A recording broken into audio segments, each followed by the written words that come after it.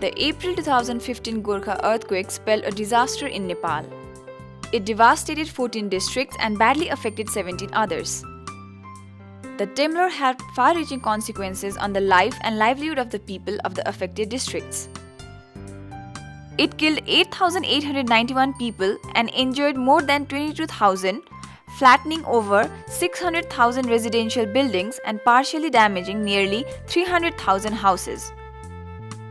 The quake also completely destroyed 2,687 government buildings, including schools and health facilities, and partially damaged 3,776 structures.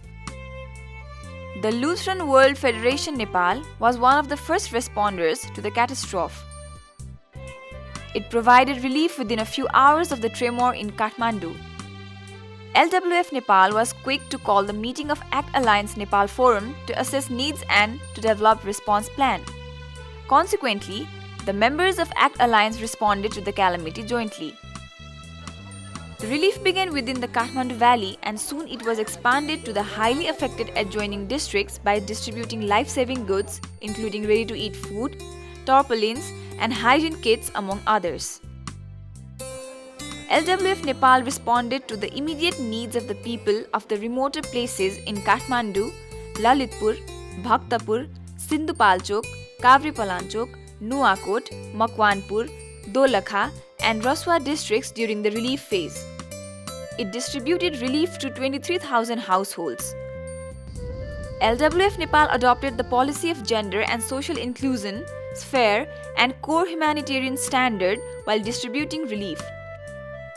Top priority was given to the people with disability, pregnant women and lactating mothers, women-headed households, more vulnerable groups like the Dalits and indigenous people, the elderly and the children. आँखा राम्रो भयो पो हुन्छ आँखा अहिलेदेखि त हो बन्द भयो अब कान पनि बन्दैछ अब जानु सक्दैन साथीहरूले अलिअलि ल्याइदिन्छ बल्ल बल्ल यो आएर हो अलिकति ओत बनाएर छुप्रो बनाएर बस्नु भयो म एक्लै धेरै दुःख रुन्यो नि बस्ने ठाउँ छैन लुको छैन खानेकुरो पाएन अनि पछि तपाईलाई राहत आयो होला नि खानेकुराहरु आयो अलिअलि त के आयो आयो भन्नु त चामल तेल असेम त्यति हो जाता के हो खानेको साबिल यो त अलिअलि त पायो नि म बुढाबुढी बरु त्यसै बस्ला यो भन्ने जाऊ अब भर्खर आउनु लाग्यो कहाँ बस्नु के गर्नु गर्ने मान्छे छैन भर गर्ने मान्छे छैन अनि उसले सबेर अनि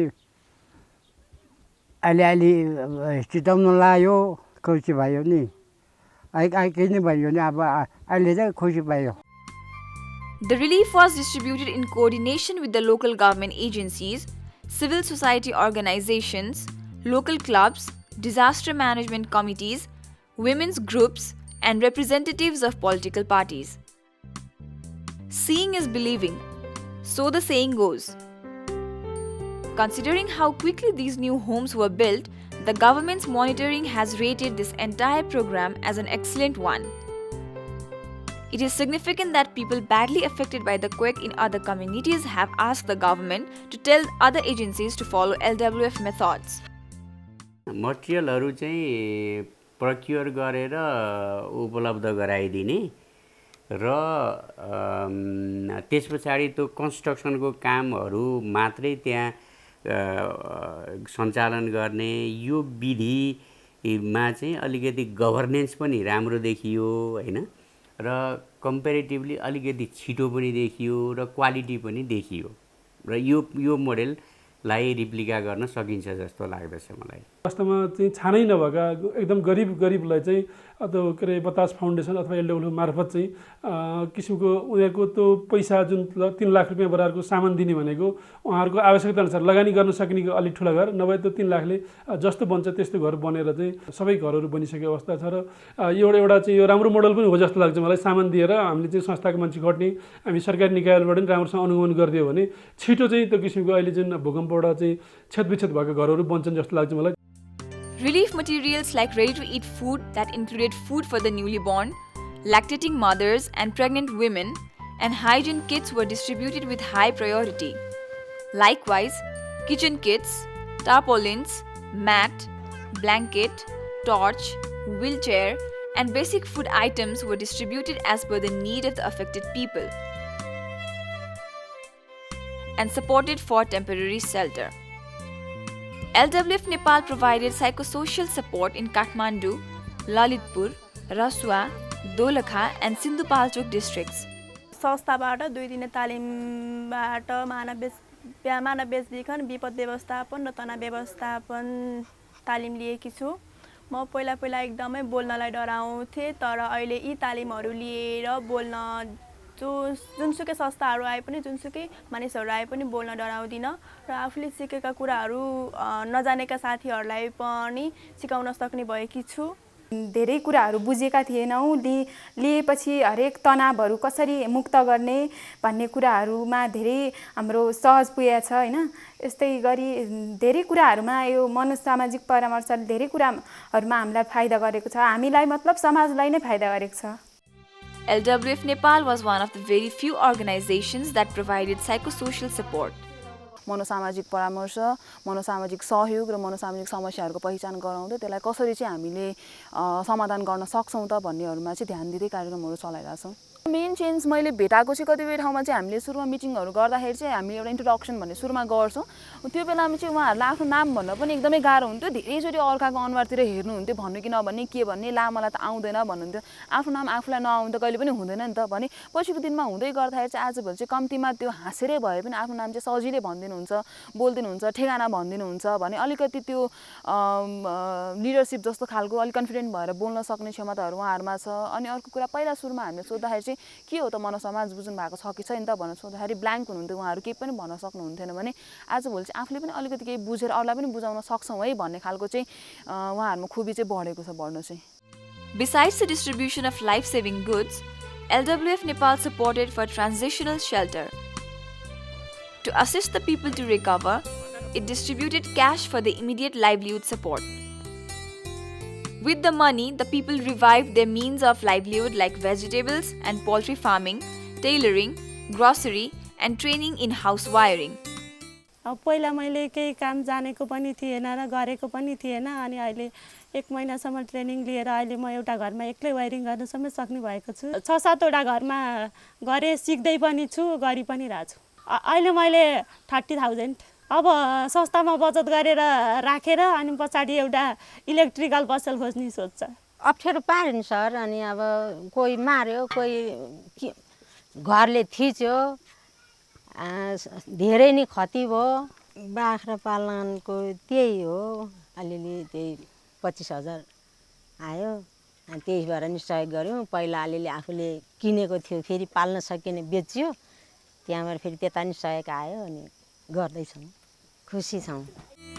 Masonry and carpentry training was provided with a two-pronged approach to create the much-needed masons and carpenters and to support their livelihood.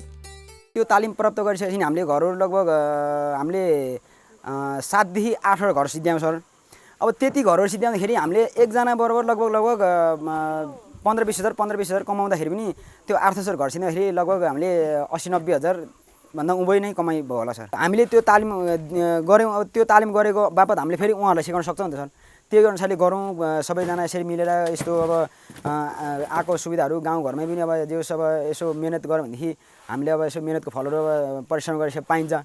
त्यो पनि छ र तालिम सिक्यो भनेदेखि त्यही तालिमहरूको र त्यही कामहरू चाहिँ अब अन्त पनि गर्न सकिन्छ भन्ने हामीलाई अनुभव लागिरहेछ sir. LWF Nepal's emergency response focuses on building back better and linking relief, rehabilitation, and development approaches.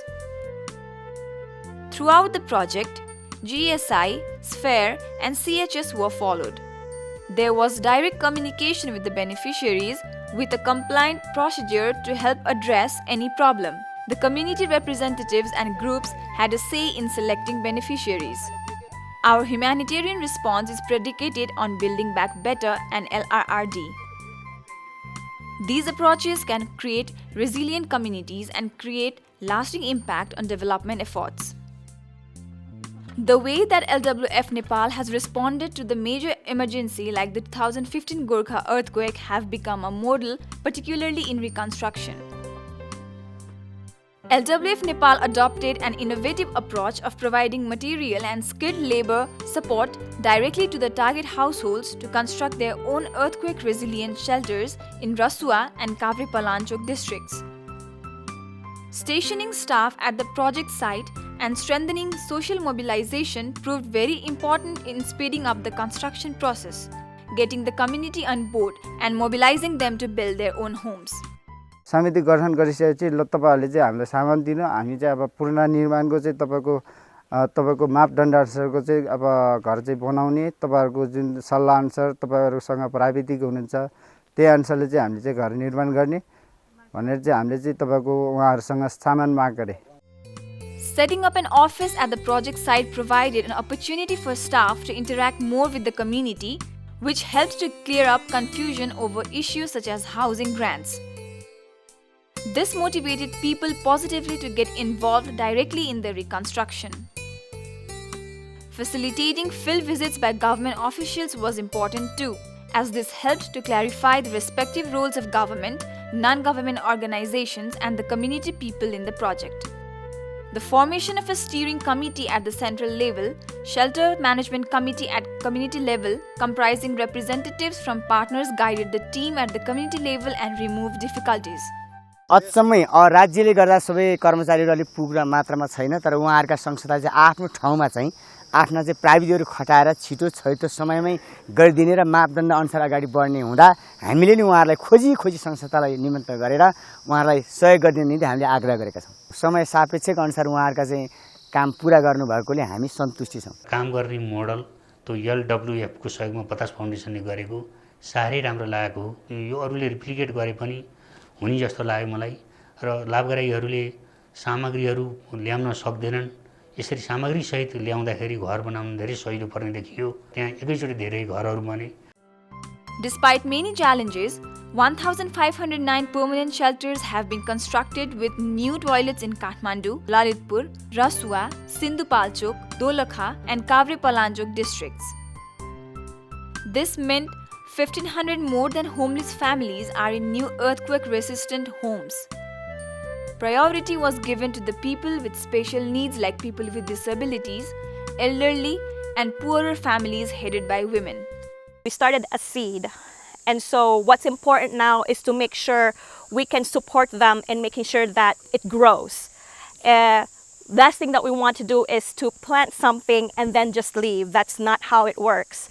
They would continuously need support, they would continuously need assistance, but we're just there to help them move up, but then afterwards, they're on their own. So I believe that we're still in the very beginnings of it, and in a way, having met them through the disaster response that we've done, they introduce us to their world and what they're doing, and that hopefully that they will appreciate what we are working with them, along with them in the future that they want to see themselves in.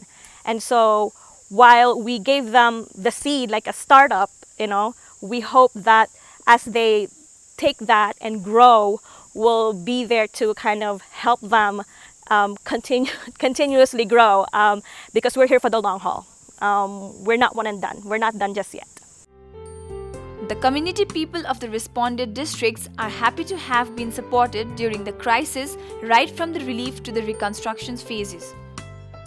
They appreciate the support that LWF Nepal and implementing partners provided to them in different phases. भूकम्प आयो त अब साह्रो दुःख पाइयो है. मौसममा गर्दाखेरि मौसमले गर्दाखेरि बडो रुजी भिजिकन झुप्रो झाप्री बनाएर ओत लागेर बस्यो. अनि यो अब हजुरको लोथनको सङ्गतले गर्दाखेरि यस्तो 75 रुपियाँ पाइन्छ भन्ने आशा देखाउँदै त्यहाँबाट अनि पाइयो।